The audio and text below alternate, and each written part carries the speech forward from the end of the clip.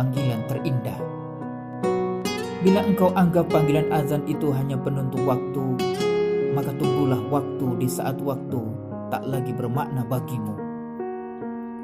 Bila engkau anggap panggilan azan itu mengganggu ketenangan, maka tunggulah di saat kau berada di sebuah tempat yang sedikit pun tanpa ada keramaian, gelap gulita tanpa satupun teman. Bila engkau menutup telinga ketika mendengar suara azan, maka ketahuilah setan-setan itu berlari hingga terkentut-kentut ketika mendengar suara Allahu Akbar, Allahu Akbar. Bila engkau begitu hening ketika mendengar lagu kebangsaan dinyanyikan, tapi mengapa engkau terus berbicara bahkan terus asyik main HP ketika azan dikumandangkan?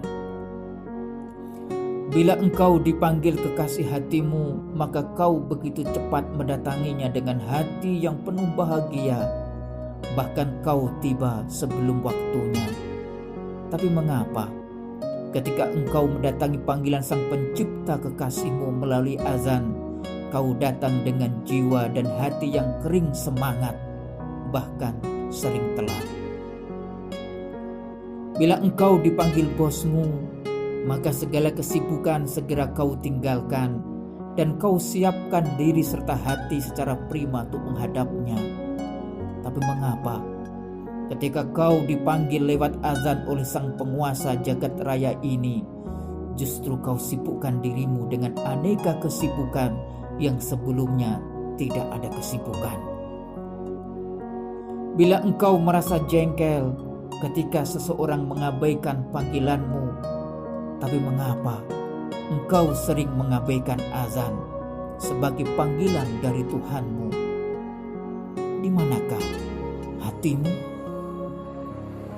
Bila telingamu begitu sensitif saat mendengar bunyi nada dering telepon, tapi mengapa seolah telingamu tuli saat mendengar suara azan dikumandangkan?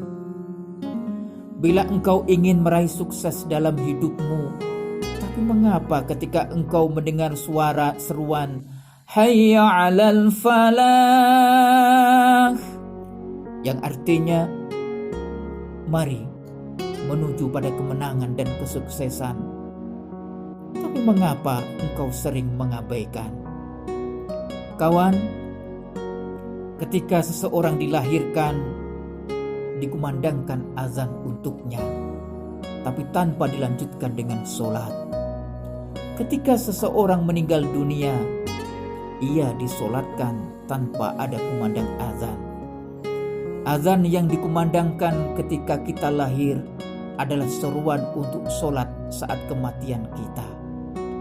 Subhanallah, begitulah singkatnya hidup kita, hanya rentang antara azan dan iqamah.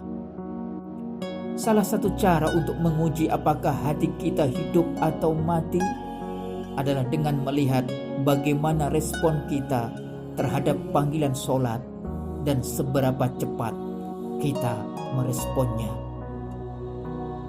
Rasulullah Shallallahu Alaihi Wasallam bersabda, "Lau ya'lamun nasu ma fin nida'i was safil awal, thumma lam yajidu illa ayastahimu alaihi lastahamu."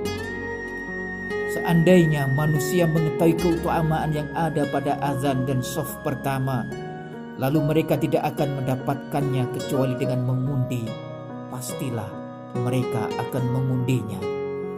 Hadanallahu